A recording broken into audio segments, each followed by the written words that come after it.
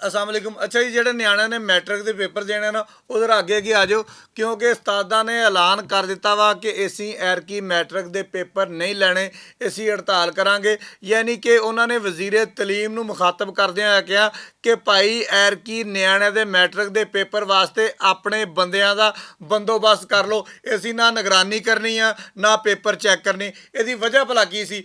ਅੱਜ ਫੈਸਲਾਬਾਦ ਦੇ ਵਿੱਚ ਰੋਜ਼ੇ ਦੀ ਹਾਲਤ ਦੇ ਵਿੱਚ ਉਸਤਾਦਾਂ ਨੇ ਇੱਕ ਬੜਾ ਵੱਡਾ ਇhtਜਾਜ ਕੀਤਾ, ਜਿਹੜਾ ਚੌਕ ਹਲਾਲੇ ਅਮਰ ਤੋਂ ਲੈ ਕੇ ਜ਼ਿਲ੍ਹਾ ਕੌਂਸਲ ਚੌਕ ਤੱਕ ਭਾਈ ਭਾਈ ਤੇ ਬੁੱਢੀਆਂ ਹੀ ਬੁੱਢੀਆਂ, ਯਾਨੀ ਕਿ ਉਸਤਾਦ ਤੇ ਉਸਤਾਨੀਆਂ ਜਿਹੜੀਆਂ ਸੀ ਨਾ ਉਹ ਇhtਜਾਜ ਕਰ ਰਹੀਆਂ ਸੀ। ਭਲਾ ਕਿਸ ਗੱਲ ਦਾ?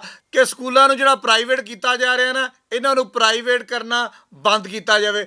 ਸਾਰੀ ਉਮਰ ਉਸਤਾਦ ਜਿਹੜਾ ਵਾ ਉਹ ਪੜ੍ਹਾਉਂਦਾ ਵਾ, ਨਿੱਕੇ ਨਿੱਕੇ ਨਿਆਣੇ ਹੁੰਦੇ ਆ, ਨਿਆਣੇ ਵੱਡੇ ਹੋ ਜਾਂਦੇ ਆ, ਉਸ ਤੋਂ ਬਾਅਦ ਉਸਤਾਦ ਜਿਹੜਾ ਵਾ ਰਿਟਾਇਰ ਹੁੰਦਾ ਵਾ ਤੇ ਉਹਦੀ ਆਖਰੀ ਉਮੀਦ ਹੁੰਦੀ ਆ ਉਹਦੀ ਪੈਨਸ਼ਨ ਤੇ ਉਹਦੀ ਰਿਟਾਇਰਮੈਂਟ। ਹੁਣ ਰਿਟਾਇਰਮੈਂਟ ਦੇ ਵਿੱਚ 35% ਕੱਟ ਲਾਤਾ ਵਾ। ਹੁਣ ਜਿਹਦੇ 'ਚ 35% ਕੱਟ ਲੱਗ ਜਾਏਗਾ ਉਹਦੇ ਪੱਲੇ ਕੀ ਰਹਿ ਜਾਏਗਾ? ਫਿਰ ਇਹਨਾਂ ਦੀ ਪੈਨਸ਼ਨ ਆ ਗਈ, ਪੈਨਸ਼ਨ ਦੇ ਵਿੱਚ 35% ਕੱਟ ਲਾਤਾ ਵਾ, ਪੈਨਸ਼ਨ ਵੀ ਘਟ ਗਈ। ਉਸਤਾਦਾਂ ਦਾ ਇਹ ਕਹਿਣਾ ਵਾ ਕਿ ਅਸੀਂ ਮਾਮੂਲੀ ਜੀ ਤਨਖਾਹ ਦੇ ਉੱਪਰ ਪੂਰੀ ਉਮਰ ਨਿਆਣਿਆਂ ਨੂੰ ਪੜ੍ਹਾਉਂਦੇ ਆ, ਨਿਆਣੇ ਏਡੇ ਏਡੇ ਵੱਡੇ ਅਫਸਰ ਬਣ ਜਾਂਦੇ ਆ, ਨਿਆਣੇ ਵਜ਼ੀਰੇ ਤਲੀਮ ਬਣ ਜਾਂਦੇ ਆ, ਨਿਆਣੇ ਵਜ਼ੀਰੇ ਆਜ਼ਮ ਬਣ ਜਾਂਦੇ ਆ, ਨਿਆਣੇ ਵਜ਼ੀਰੇ ਆਲਾ ਬਣ ਜਾਂਦੇ ਆ, ਨਿਆਣੇ ਇੱਥੋਂ ਤੱਕ ਪਹੁੰਚਾਉਂਦੇ ਆ ਅਸੀਂ। ਲੇਕਿਨ ਜਦੋਂ ਇਹ ਸੀਟਾਂ 'ਤੇ ਪਹੁੰਚ ਜਾਂਦੇ ਆ ਫਿਰ ਜਾ ਕੇ ਆਪਣੇ ਉਸਤਾਦਾਂ ਦਾ ਹੀ ਇਸਤਿਸਾਲ ਕਰਨ ਲੱਗ ਜਾਂਦੇ ਆ, ਆਪਣੇ ਉਸਤਾਦਾਂ ਦੇ ਨਾਲ ਹੀ ਨਜਾਇਜ਼ ਕਰਨ ਲੱਗ ਜਾਂਦੇ। ਹੁਣ ਜਿੱਥੇ ਉਸਤਾਦ ਪੜ੍ਹਾਉਂਦੇ ਪਏ ਆ ਉਹਨਾਂ ਸਕੂਲਾਂ ਨੂੰ ਤੁਸੀਂ ਪ੍ਰਾਈਵੇਟ ਕਰ ਦਿਓਗੇ ਤੇ ਉਸਤਾਦ ਕਿੱਥੇ ਜਾਣਗੇ? ਜਿਹੜੀ ਇਹਨਾਂ ਦੀ ਸਾਰੀ ਉਮਰ ਦੀ ਜਮ੍ਹਾਂ ਪੂੰਜੀ ਹੁੰਦੀ ਆ ਉਹ ਤੁਸੀਂ 35% ਕੱਟ ਲੋਗੇ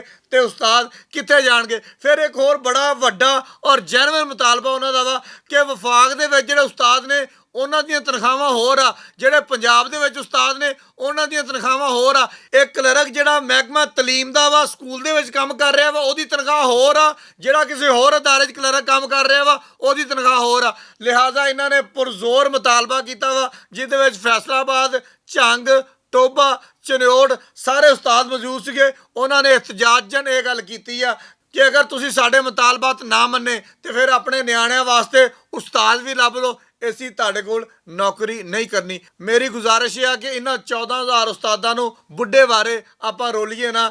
ਇhtਜਾਜ ਕਰਦੇ ਉਸਤਾਦ ਵਜ਼ੀਰੇ ਆਲਾ ਪੰਜਾਬ ਮੁਹਤਰਮਾ ਮਰੀਮ ਨਵਾਜ਼ ਨੂੰ ਦੱਸਣਾ ਚਾਹ ਰਹੇ ਆ, ਵਜ਼ੀਰੇ ਤਲੀਮ ਨੂੰ ਦੱਸਣਾ ਚਾਹ ਰਹੇ ਆ ਕਿ ਅਸੀਂ 10-10 ਹਜ਼ਾਰ ਰੁਪਇਆ ਗਰੀਬ ਲੋਕਾਂ ਨੂੰ ਦੇ ਰਹੇ ਹਾਂ ਰਮਜ਼ਾਨ ਨਿਗਹਿਬਾਨ ਪੈਕੇਜ ਦੇ ਜ਼ਰੀਏ, ਤਾਂ ਕਿ ਉਹਨਾਂ ਦੇ ਘਰ ਦਾ ਰਾਸ਼ਨ ਬਣ ਜਾਵੇ। ਤੇ ਆ ਜਿਹੜੇ ਸਫੈਦ ਪੋਸ਼ ਉਸਤਾਦ ਨੇ ਇਹਨਾਂ ਦਾ ਵੀ ਆਪਾਂ ਹੀ ਖਿਆਲ ਕਰਨਾ ਵਾ। ਇਹਨਾਂ ਦੇ ਜਿਹੜੇ ਮੁਤਾਲਬਾਤ ਨੇ ਉਹਨਾਂ ਨੂੰ ਮੈਡਮ ਸਾਹਿਬਾਂ ਮੰਨੋ, ਤਾਂ ਕਿ ਅੱਛੇ ਤਰੀਕੇ ਦੇ ਨਾਲ ਸਾਡੇ ਨਿਆਣਿਆਂ ਨੂੰ ਪੜ੍ਹਾ ਸਕਣ ਤੇ ਸਾਡੇ ਨਿਆਣੇ ਪੜ੍ਹ ਕੇ ਕੋਈ ਵਜ਼ੀਰੇ ਤਲੀਮ ਬਣੇ, ਕੋਈ ਵਜ਼ੀਰੇ ਆਜ਼ਮ ਬਣੇ, ਕੋਈ ਵਜ਼ੀਰੇ ਆਲਾ ਬਣੇ ਤੇ ਕੋਈ ਕੀ ਬਣੇ ਤੇ ਕੋਈ ਕੀ ਬਣੇ। ਬਹੁਤ ਸ਼ੁਕਰੀਆ।